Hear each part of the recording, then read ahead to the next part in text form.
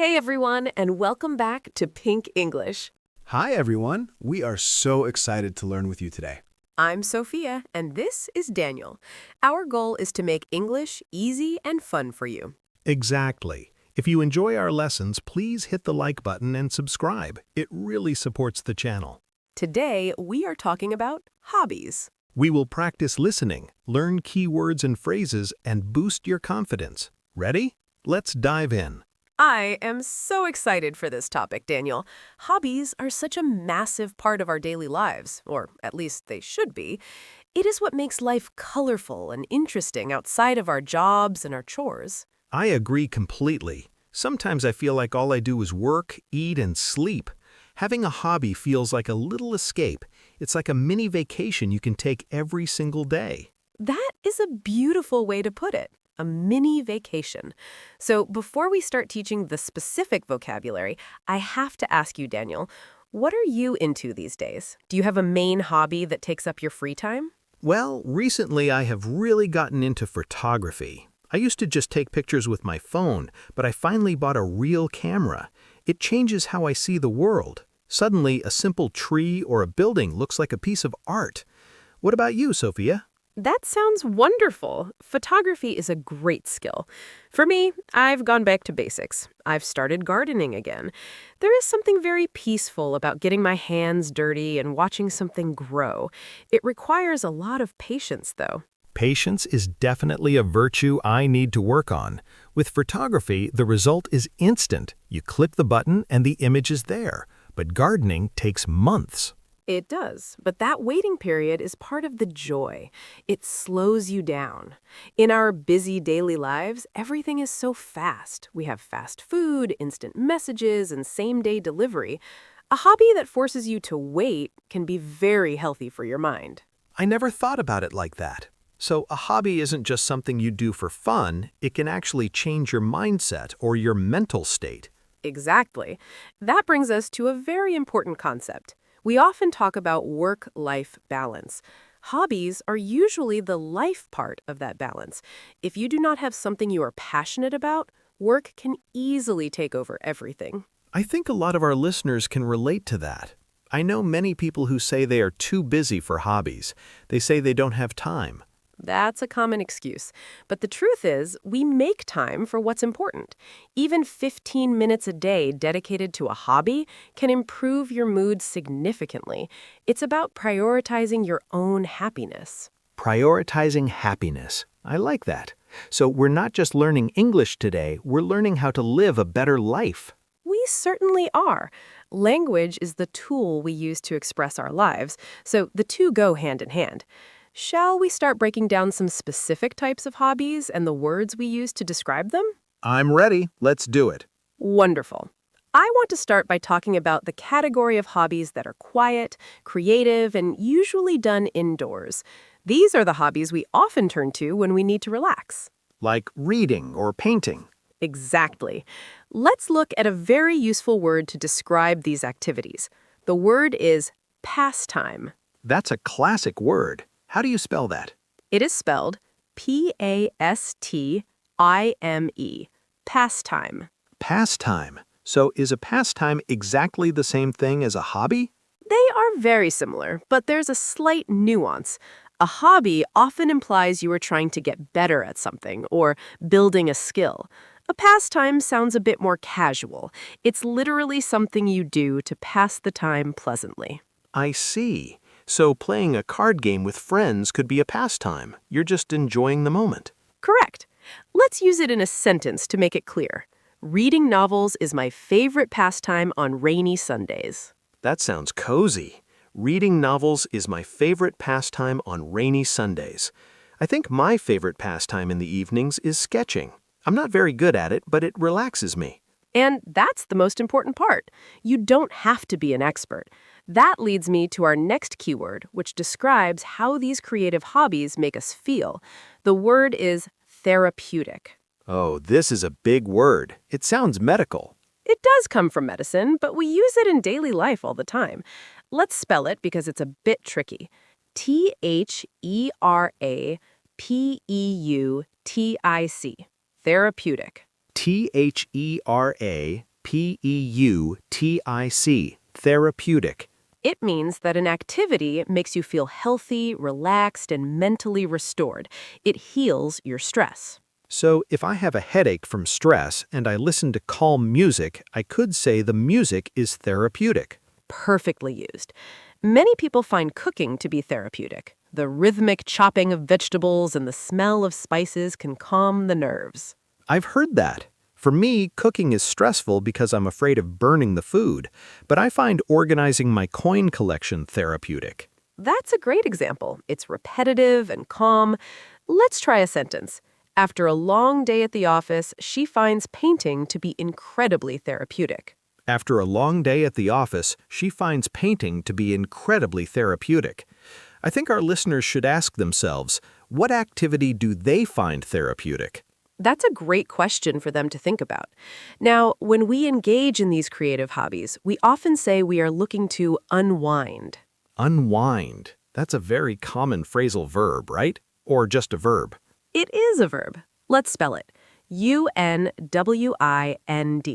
UNWIND. It sounds like what you do to a clock or a toy. That's the visual image. Imagine you're a spring that's been wound up tight with stress and work. When you relax, you unwind. You loosen up. That makes so much sense. So playing the guitar helps me unwind. Yes, we often use it with the word help. It helps me unwind, or simply, I need to unwind. I see. So I could say, I'm going to watch a movie to unwind before bed. Exactly. It implies a transition from a high-energy state to a low-energy, relaxed state. It seems like all these indoor hobbies, painting, writing, collecting stamps, require a specific kind of mental focus. It's not about running around, it's about focus. You're right. And often they require being imaginative. Imaginative. That means using your imagination, right? Yes, but let's look at it as an adjective describing a person or an activity. Spelling first. Imaginative. Imaginative. Imaginative.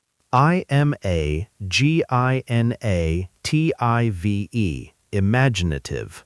Being imaginative means having or showing creativity or inventiveness. If you are writing a story, you need to be imaginative. You're creating a world that doesn't exist. Is it different from just being creative? They are synonyms, but imaginative focuses more on the ability to think of new and strange ideas. A child playing with a cardboard box and pretending it's a spaceship is being imaginative. I love that.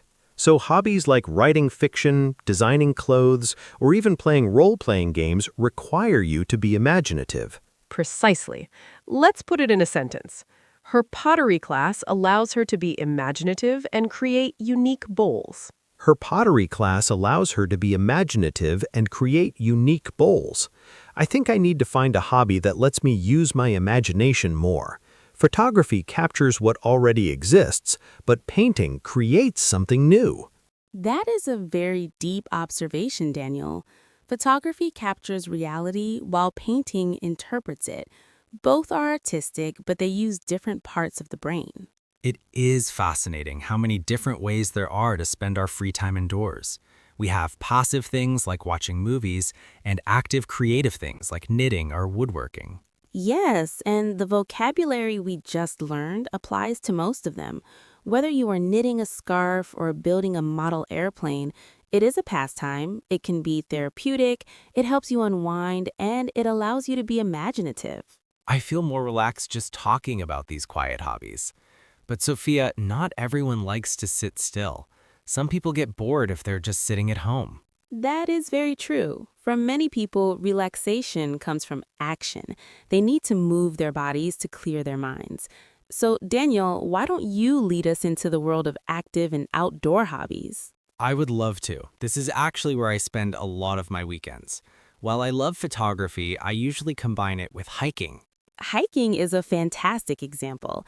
It combines exercise with nature. Exactly. And when we talk about outdoor hobbies like hiking, running, or playing sports, the feeling is very different from the therapeutic feeling of painting. We often describe it as exhilarating. Oh, that is a powerful word and a difficult one to spell. It is a tongue twister. Let's take it slow. Exhilirating.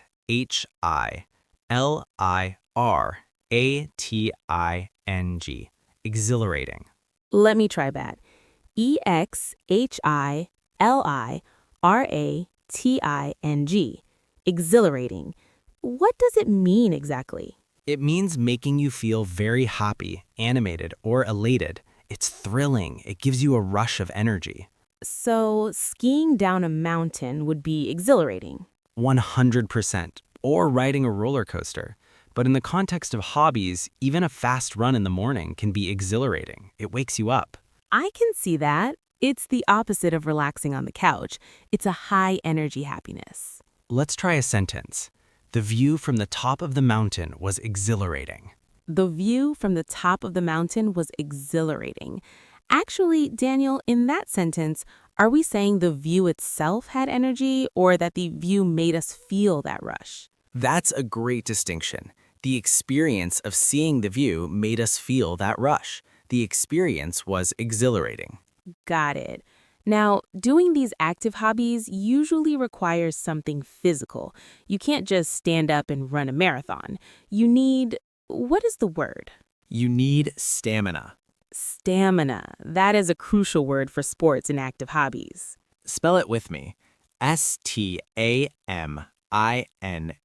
Stamina. Stamina is the ability to sustain prolonged physical or mental effort. It's basically your energy tank. If you have low stamina, you get tired after 5 minutes. If you have high stamina, you can play football for 90 minutes. Is it only physical? Can I have mental stamina? You absolutely can. Studying English for 3 hours requires mental stamina. But usually when we talk about hobbies like swimming or cycling, we mean physical endurance. Okay, so how would we use this in a sentence about a hobby? You could say long-distance running requires a lot of stamina and dedication. Long-distance running requires a lot of stamina and dedication. I suppose even my gardening requires some stamina when I'm digging holes for hours. It absolutely does. Gardening is a workout. Now, moving on, if you want to do these hobbies, you usually need to buy things. For reading, you just need a book. But for camping or golf, you need stuff. Right, we usually call that gear or equipment. Let's focus on equipment. It's a slightly more formal word than stuff, and you'll hear it in every shop. Go ahead and spell it. Equipment. Equipment. Equipment. Equipment refers to the necessary items for a particular purpose. Note for our listeners, equipment is an uncountable noun. We don't say 3 equipments, we say some equipment or pieces of equipment. Thank you for the grammar check, Sophia. That's a very common mistake. So for my photography, my camera, tripod, and lenses are my equipment. And for a tennis player, the racket and the balls are their equipment. Exactly. Let's make a sentence. Hockey is an expensive hobby because the equipment costs a lot of money. Hockey is an expensive hobby because the equipment costs a lot of money. That is true. Some hobbies are free, like running, but others require a big investment. Even running requires good shoes. That's a piece of equipment. Fair point. Now, we talked about therapeutic for indoor hobbies. What's a good adjective for outdoor hobbies, specifically regarding what we see? When I go hiking, I go for the views, so the word I use most is scenic. Scenic, that's a lovely word. Scenic. Yes, Scenic. It comes from the word scene or scenery. It describes a place that has beautiful natural scenery. Exactly. We usually use it to describe a route or a location. We don't usually say a person is scenic. We say a road is scenic. So, if I drive through the countryside instead of the highway, I'm taking the scenic route. Precisely. And for hobbies, we chose the scenic trail for our weekend hike. We chose the scenic trail for our weekend hike. It implies that the visual beauty was the priority. Yes, it might not be the fastest trail or the easiest, but it's the most beautiful. You know, Daniel, talking about these active hobbies makes me realize that they often involve a social element too. Team sports, for example. That's true. Indoor hobbies are often solitary. You do them alone. But outdoor hobbies often involve joining a club or a team. And that brings its own set of vocabulary. Words like competitive or camaraderie. Camaraderie is a fantastic word, but maybe a bit advanced. Let's stick to competitive for a second. Good idea. Competitive. Competitive. Competitive.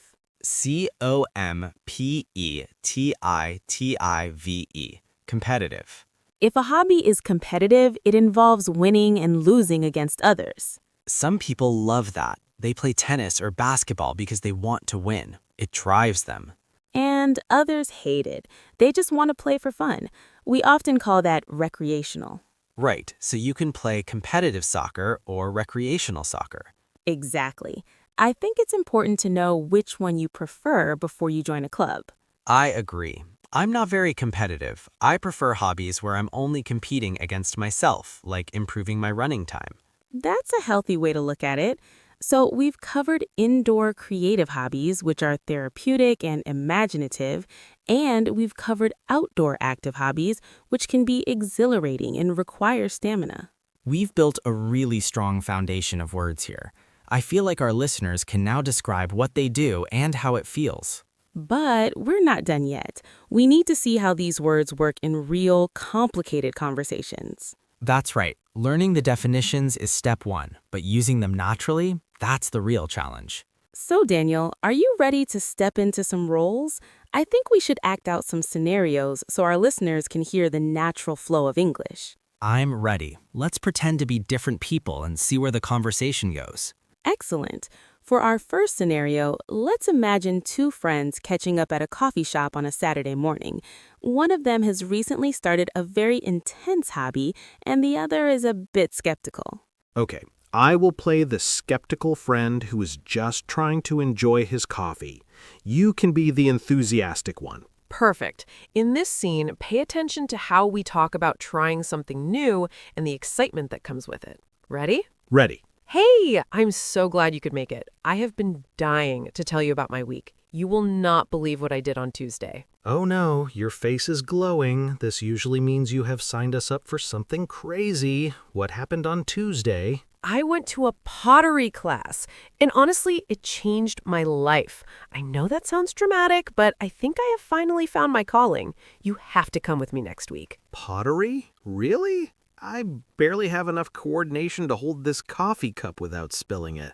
I don't think molding wet clay is in my future, Sophia. I would probably just make a mess. But that is the best part. It is supposed to be messy.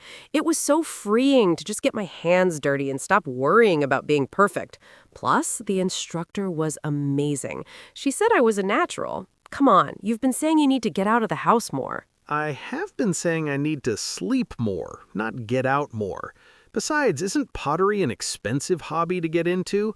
I heard the wheels and the kilns cost a fortune. You do not have to buy anything yet. We can just dabble in it for a while. The studio provides everything. The clay, the tools, the glaze.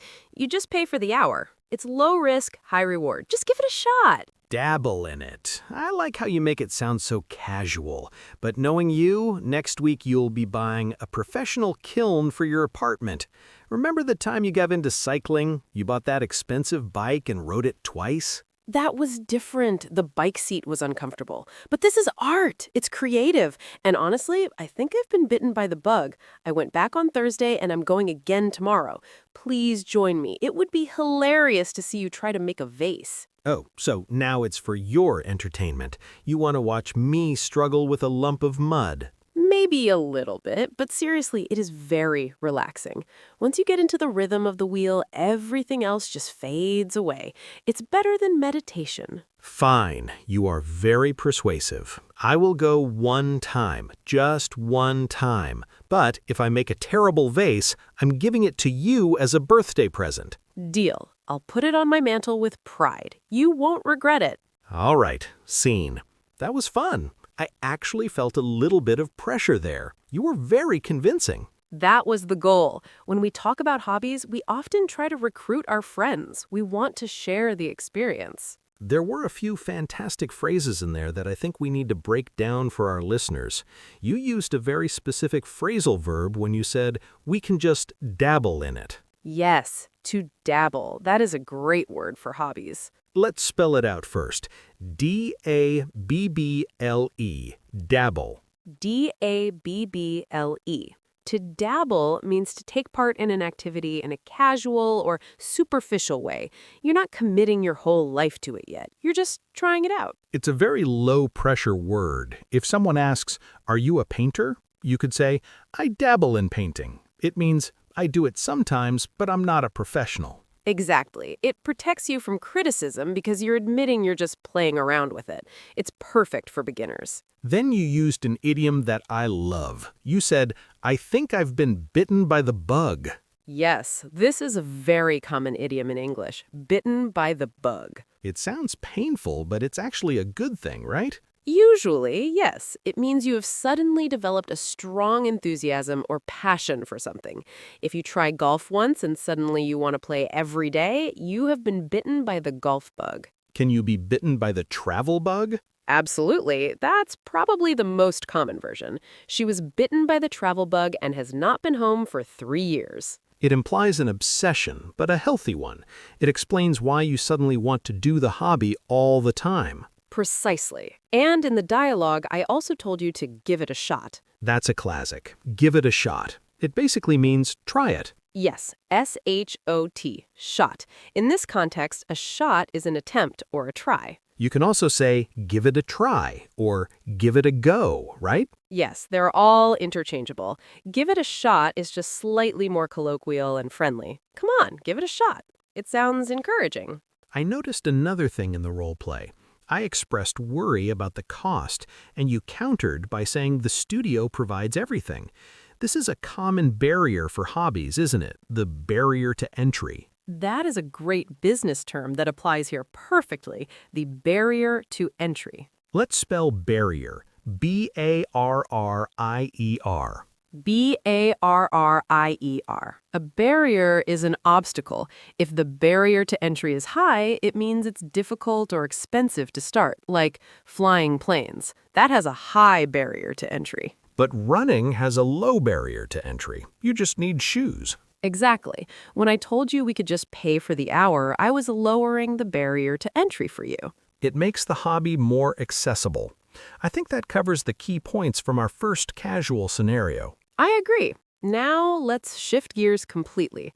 That conversation was between close friends, but often we talk about hobbies in more formal settings like at work or a networking event. That's a very different dynamic. You can't be as pushy, and the language is usually a bit more polite and reserved. Correct. So for this next scenario, let's pretend we're colleagues at a company mixer.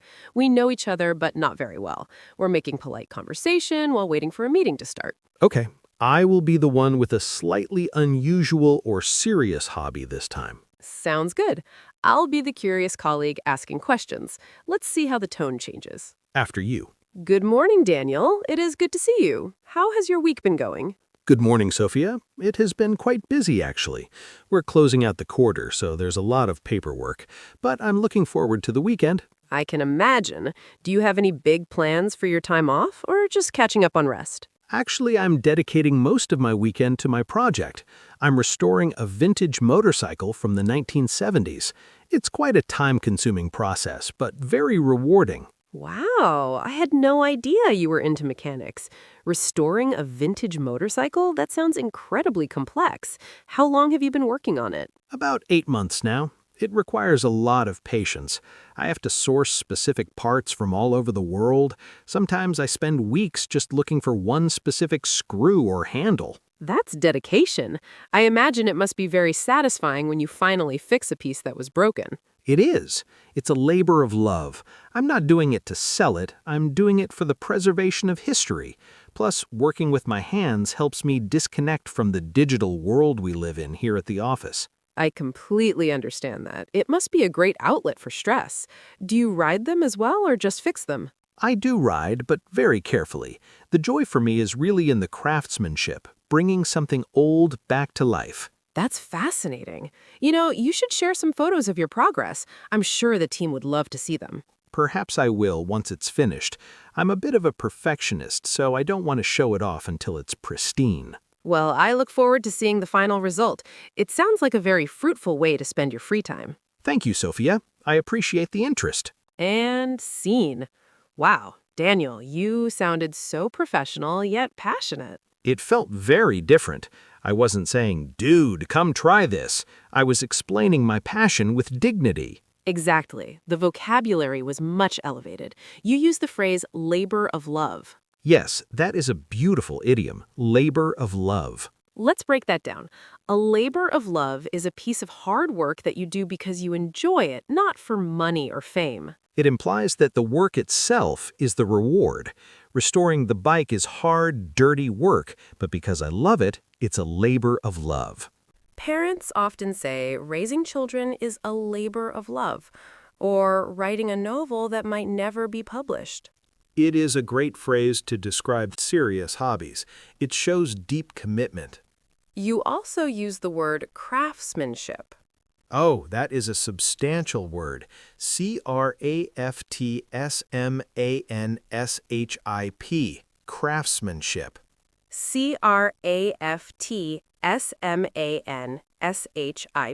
Craftsmanship.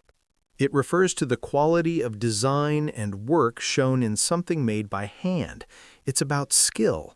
When you talk about restoring a vintage item, you are honoring the craftsmanship of the original builders and using your own craftsmanship to fix it. Exactly. It sounds much more impressive than saying, I'm fixing an old bike. It elevates the hobby to an art form, and that is a key tip for our listeners. If you want to sound sophisticated when talking about your hobby, focus on the skill and the details. I also mentioned that I had to source parts. Yes, using source as a verb, source.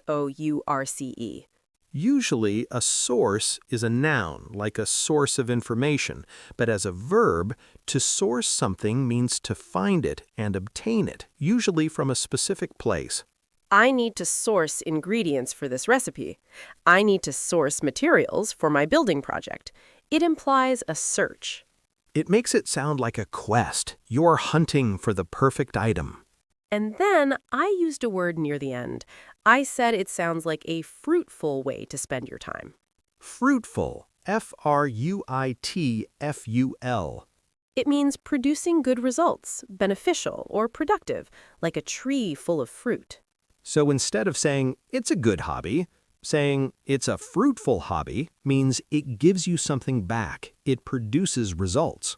Exactly. It validates the time you spent. It wasn't wasted time, it was fruitful time. One last thing I noticed in that dialogue, I said I was a perfectionist. Ah, yes, a personality trait that often comes out in hobbies. Perfectionist. Perfectionist. A perfectionist is someone who refuses to accept any standard short of perfection. In a job interview, this can be a cliché, but in a hobby, it explains why you take so long. I haven't finished a painting yet because I'm a perfectionist. It's a good excuse. It frames your slowness as a commitment to quality. These two scenarios really highlight the range of English we use, from dabble and give it a shot with friends to craftsmanship and labor of love with colleagues. It shows that English is adaptable. You change your words depending on who you're talking to. Absolutely.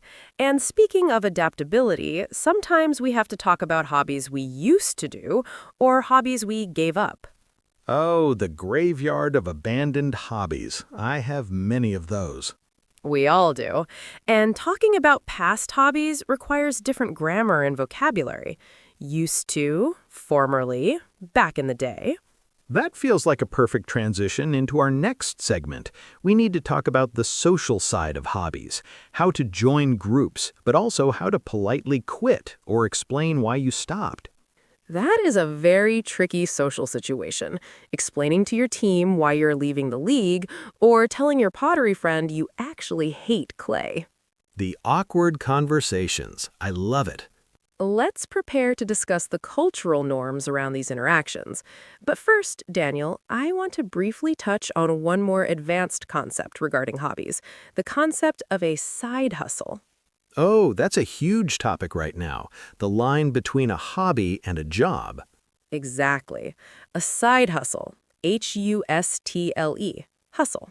A side hustle is a hobby that makes you money. It's not your main job, but it's a secondary income. Many people today turn their photography, baking, or writing into a side hustle. It's important to know this term because people might ask, is this just a hobby or is it a side hustle?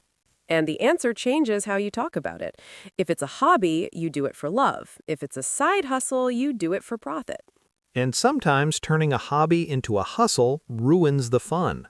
That is a sad truth. The labor of love becomes just labor. Deep thoughts, Sophia. Indeed.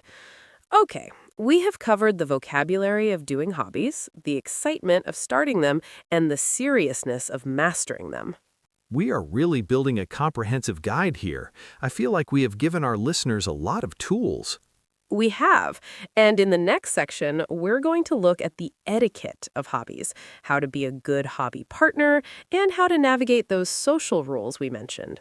Social etiquette is my favorite topic because I always make mistakes with it. I need this lesson as much as the audience does. Well, you're in luck. We'll break down exactly what to say and what not to say. I can't wait. Shall we move on? Let's do it. So let's talk about the unspoken rules. In Western culture, and specifically in English-speaking countries, asking about hobbies is considered a safe zone. That is a very important point. When you meet someone for the first time, you cannot ask them how much money they make. That's rude. You usually avoid politics and religion because those can be arguments. Exactly.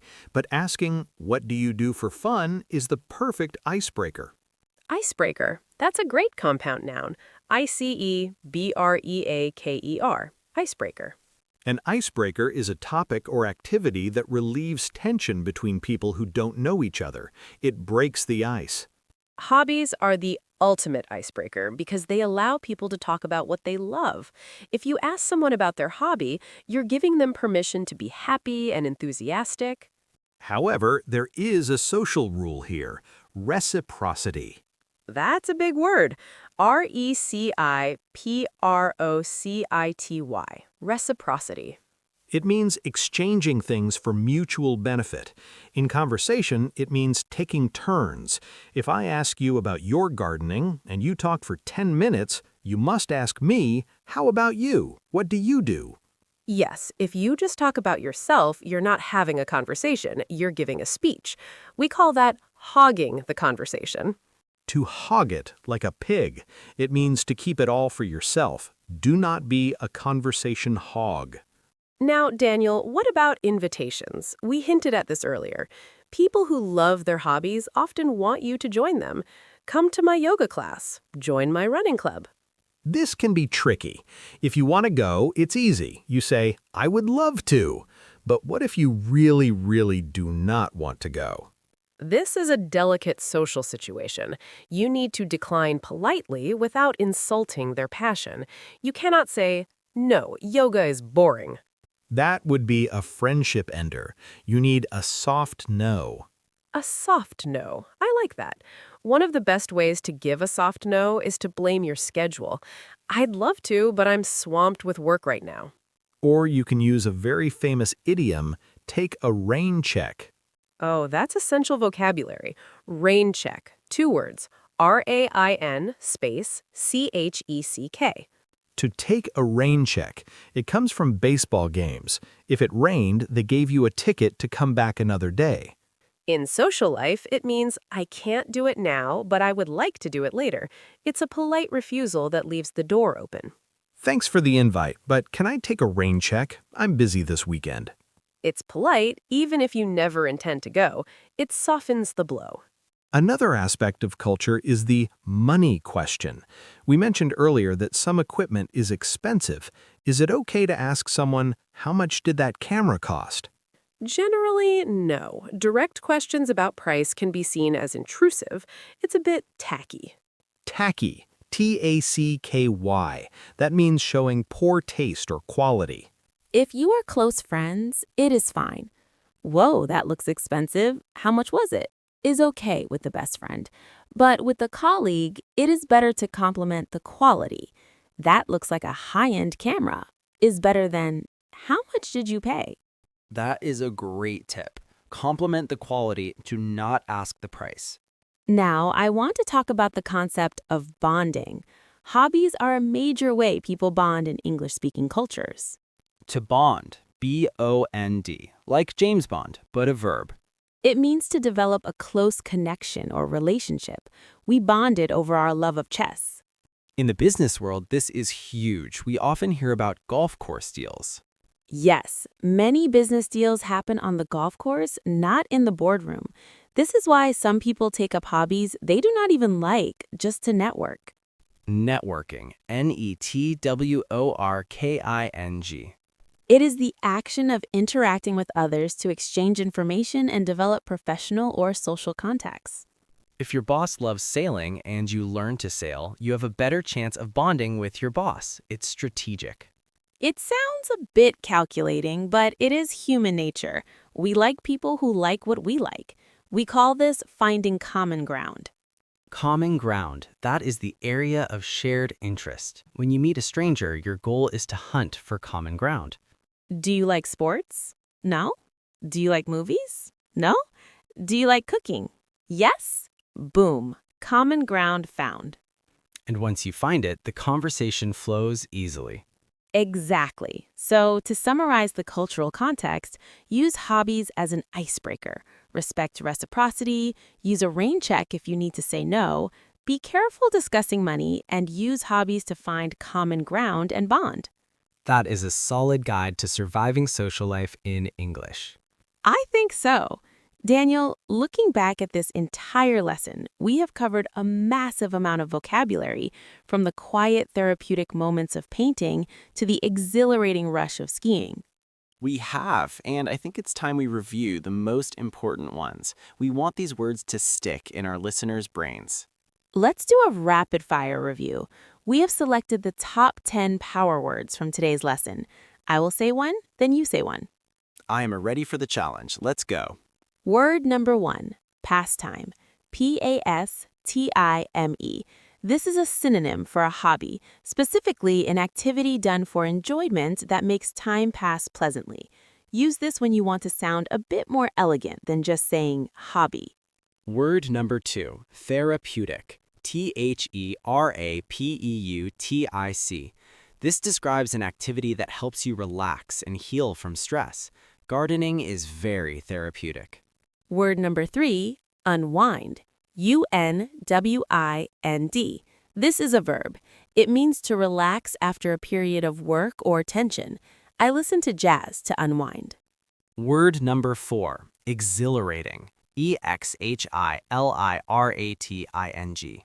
This describes something that makes you feel very happy, animated, and full of energy, usually an active or dangerous hobby. Surfing is exhilarating. Word number 5, stamina. S-T-A-M-I-N-A. This is the ability to sustain prolonged physical or mental effort. You need stamina for marathons, but also for long study sessions. Word number 6, scenic. S-C-E-N-I-C. This describes a place or route that has beautiful natural scenery. We took the scenic route through the mountains. Word number 7, dabble. D-A-B-B-L-E. To dabble means to take part in an activity in a casual way. You're not an expert, you're just playing with it. I dabble in poetry. Word number 8, labor of love. This is an idiom. It refers to work done for interest and pleasure, not for money. Restoring this old car is a labor of love. Word number 9, craftsmanship. C-R-A-F-T-S-M-A-N-S-H-I-P. This is the quality of design and work shown in something made by hand. It focuses on the skill involved. And finally, word number 10, side hustle. This is a modern term for a hobby that you also use to make extra money. Her photography is a lucrative side hustle. Wow, if you can use all 10 of those words, your English level will sound instantly higher. These are B2 and C1 level words. Absolutely. They add color and precision to your speech. Instead of just saying it's fun, you can say it's exhilarating. Instead of it relaxes me, you can say it's therapeutic. Precision is the key to fluency. Now, Daniel, we cannot leave without hearing from our amazing listeners. We certainly cannot. We want to know about you. So, here is our question of the day. What is a hobby that you used to do but gave up? And why did you give it up? Ooh, that's a good one. Did you lose interest? Was it too expensive? Did you get too busy? Or maybe you realize you just weren't very good at it. That happens too. Please let us know in the comments below. We love reading your stories. And try to use some of the vocabulary from today's lesson in your answer. Did you find it therapeutic? Did it require too much stamina? Practice makes perfect. Thank you so much for joining us on this deep dive into the world of hobbies. I'm Sophia. And I'm Daniel. This has been a Pink English lesson. Don't forget to like, subscribe, and hit that notification bell so you never miss a lesson. Keep practicing, keep learning, and go find a new pastime. See you next time. Goodbye, everyone.